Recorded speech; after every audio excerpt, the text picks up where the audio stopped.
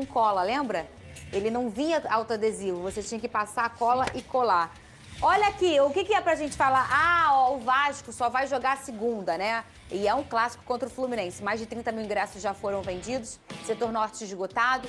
Os dois clubes estão projetando aí a vaga na Libertadores. E cadê a camisa nova? Porque a gente tem um minuto. Obrigada, Alex. Cadê a camisa nova? Cadê? Tem pro cara?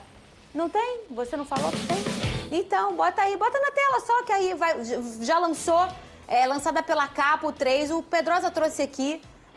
Antes de mudar para Nike, é a última camisa. Pode botar na tela aí, cadê? Pra gente já comentar, que a gente tem 30 segundinhos. Eu quero que o Caio dê opinião aí sobre a camisa nova do Vasco. Dando spoiler aqui, muito linda. Sou suspeito para falar, mas quem vê a camisa e não gostar é muito clubista. Aí, assim, tá aí, ó. Vão aparecer aí na tela. A azul é de goleiro, né? E a marrom dos jogadores de linha. A camisa faz referência aos 80 anos que o Vasco foi campeão invicto de terra e mar no remo e no futebol. Então a camisa faz essa referência, uma frase marcante que eles usaram no lançamento. Quem rema a favor da corrente leva vantagem e quem rema contra leva a história. Que legal! Então, Nossa, que legal. Conta um pouco da história do Vasco. Não sei se o Vasco vai jogar com ela contra o Fluminense. Acredito que vá. Em 2023, o Vasco também lançou o terceiro uniforme contra o Fluminense e venceu. Então, espero que o resultado seja o mesmo. Muito bem, muito bonita. Ai, vai parcelar lá em casa. Já parcelou a sua? Bebe água, mas não sai daí que a gente volta. Entre Leila e BAP, eu não vi nenhum aí se ofendendo ou não, palavras baixas, ou indo para um campo que é ruim. Baixaria ainda não está rolando. Eu não vi. Eu só não acho correto o BAP colocar em questão a honra de pessoas do Vasco. Sim. E eu falo porque eu conheço o Fernando Diniz, conheço o tipo e a conduta do Fernando Diniz. Eu conheço o Fernando Diniz desde os meus 13 anos de idade. Tenho certeza que, em momento algum, o Fernando iria aceitar esse tipo de situação. Né? Então, assim, você não pode... Uma coisa é a briga entre Palmeiras... O Vasco da Gama repudiou a declaração do BAP. Isso é uma briga entre Palmeiras e Flamengo, é como estou falando aqui. A gente entende os dois batendo boca ali, discutindo, vendo quem é medindo poder, aí tudo bem. Agora, você duvidar do caráter e da hombridade de pessoas que são sérias e que não tem nada a ver com essa briga... Não tem nada a ver com essa briga. Os jogadores do Vasco, o treinador do Vasco, a comissão técnica do Vasco, as pessoas que entraram em campo para jogar contra o Palmeiras, não tem nada a ver da briga entre Flamengo e Palmeiras. E eu acho muito, muito perigoso e muito leviano da parte do BAP colocar em questão, em dúvida, esse tipo de coisa. Porque se for assim, então, ele tem que falar do Internacional de Porto Alegre. Tomou quanto o Internacional de Porto Alegre contra o Palmeiras? Nos primeiros 20 minutos. Então, todo mundo que entra contra o Palmeiras... 4 no primeiro tempo, né? No primeiro tempo. Todo mundo que entra contra o Palmeiras e toma de 4, você tem que levantar suspeita? O São Paulo, né? São Paulo tomou 3 em 19 minutos. Né? Então, assim, isso não dá. Isso é inaceitável. É inaceitável. Você colocar em honra, colocar em xeque a honra e o caráter de pessoas que são sérias. E aí eu falo de jogadores de futebol e do treinador, principalmente do treinador e do preparador físico, que eu conheço. O Wagner Bertelli participou da minha formação como homem, como ser humano. Tenho certeza que se ventilasse qualquer tipo de coisa, ele e o Fernando Diniz seriam os primeiros a colocar isso na imprensa e sairiam do vestiário e não aceitariam esse tipo de situação. Eu vou estender, né? Ao Pedrinho, que eu também conheço. Então, assim... isso pode, administração é uma coisa, se está certo, isso se está fazendo certo. Agora, o Pedrinho é um cara sério. O Pedrinho é um cara correto, não ia aceitar nunca isso. Isso o BAP já passou dos limites e passou muito bem. Passou muito dos limites. Você não pode duvidar. Uma coisa é Vasco, Palmeiras e Flamengo. O Vasco não tem nada a ver com isso. As pessoas que estão lá são sérias. Você não pode duvidar e do caráter das pessoas por você ser o presidente do Flamengo. Não pode. Porque simplesmente passar na sua cabeça por conta de um resultado. Isso não pode. Isso é errado. É errado. Como você falou que é uma fala rasa, né? A da Leila, quando ela fala que é terraplanistas, que é rasa, foi lá para baixo. Eu classifico a sua fala, BAP, em relação a Vasco e Palmeiras, da mesma forma. Da mesma forma que você falou, eu também classifico a sua fala como baixa, como rasa, porque eu não aceito não dá para aceitar esse tipo de situação dos jogadores e principalmente das pessoas que eu conheço dentro do vestiário do Vasco. Você se colocou no mesmo plano que a Leila, se você julgou a Leila dessa forma. Isso não dá. E ser presidente do Flamengo não te dá o direito de duvidar das pessoas como você duvidou do Vasco. Vamos ao Nilton Santos.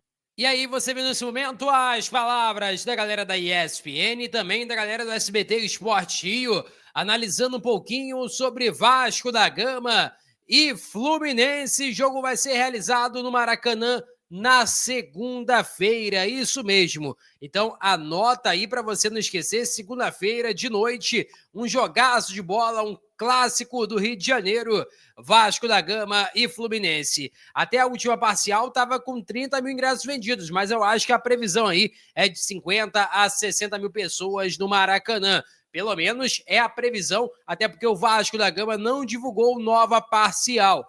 Pelo menos a expectativa é de um bom público e que o Maracanã esteja lotado para esse jogaço de bola. O Vasco da Gama conta com reforços importantes. Um deles é Paulo Henrique. O lateral direito Paulo Henrique volta a estar à disposição do técnico Fernando Diniz após esses amistosos que foram realizados pela seleção brasileira. O Paulo Henrique foi importante, foi fundamental, inclusive fez gol ali de trivela na derrota para a seleção japonesa, mas está de volta e ele ali vai ter esse retorno contra o Fluminense. Vasco da Gama e Fluminense, jogo importante, hein? O Vasco, nesse momento, estava até acompanhando aqui a tabela de classificação para poder atualizar todos vocês, e vou novamente aqui abrir a tabela para vocês entenderem a situação do Vasco na tabela. O Vasco da Gama está em 9º lugar com 36 pontos, 44 gols marcados, 41 sofridos. Já o Fluminense está em 7º com 41, ou seja, se o Vasco da Gama vencer o Fluminense, ainda assim não passa a equipe carioca, o tricolor carioca, porque o Fluminense ficaria na frente do Vasco 2 pontos, né? Então, essa que é a situação. Lembrando que o Fluminense tem um jogo a menos, tem 27 jogos, o Vasco 28.